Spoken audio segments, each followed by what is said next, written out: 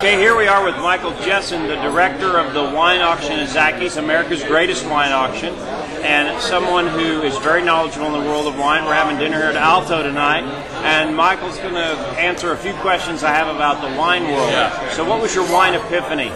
Wine epiphany. First wine epiphany. Wine epiphany was table wine at cafes and small restaurants in France and Italy after graduating college and traveling Europe for several weeks. And what has been the greatest wine you've drunk? The greatest wine I drunk, well, one of them, Tom, was your bottle of 24 Petrus, your bottle of 1847 Ferrera. Those are certainly that's in my top 10. Top 10 all time for sure. It's hard to beat that. And what about wine that you're drinking now? I mean, you get to drink every great wine in the world. What is there any wine that you have not drunk that you want to taste yet? Well, yeah, as you say, very fortunate to have had a lot of what I call great wines. There's certainly still a lot out there that I'd like to have. Hard to name one. I'd love to have a legitimate 1900 Margaux, the legend that never. That's probably going to be an experience that'll be elusive. The wines with the reputations of 1847 Akem and 21 Cheval and the greats. You always want to. Have you had a real 21 Akem? Yes, which is a phenomenal bottle of wine. I don't know if my 1900 Margaux are real or not. I really don't. But I've had it several times. But it's always so supernatural that it seems unreal. It seems that something's not right. The fruit is, and who knows? There's very little of legitimate stuff these days. So.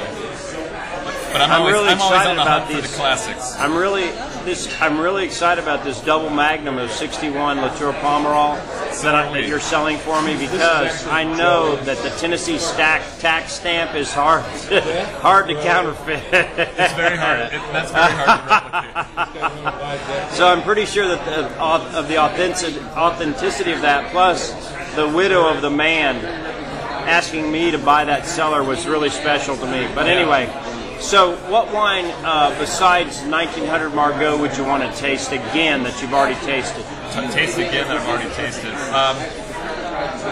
So I have. That's a good question. I'd probably have to go with Burgundy. And great Burgundies, like the great DRCs of the 50s and 60s, 59 Romanée-Conti and 66 La Tâche, and those wines are always have always been great.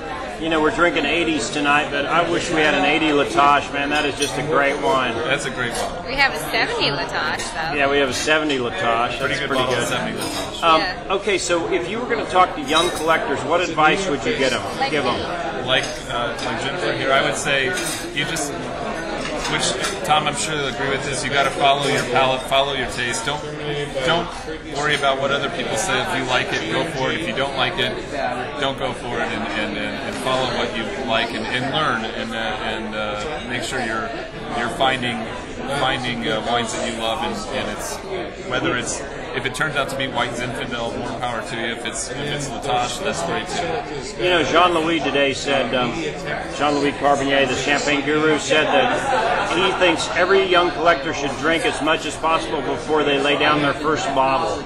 So that I think that's pretty good advice. That's very good advice, because what I don't like about that is one thing that keeps me in business is the fact that people's tastes change. Hey, it's sooner so or later funny. They realize they don't want those. I've sold probably well over $1 million of wine with Zachy's, which is America's greatest wine auction. And it's so funny. I never bought one of those bottles with the intent to sell. I only sold them because my taste changed. Right. And happens so much. It's so weird. Yeah. And I'm so happy to take that money and reinvest it in great red Burgundies, and new vintages. Thank you. It's good advice what he says. Yeah. Very good advice. All right, and so would you say anything to anybody else in the wine world before I turn this machine off? Well, for those in the wine world, those with the love and the passion for wine, we're very, very fortunate. Whether you work with it every day, whether you have the means to have a great cellar, and it's important and to never take it for granted, and to cherish and to love it. Well, that's great advice. Never take it for granted. Wow. Thanks, Michael. You're welcome.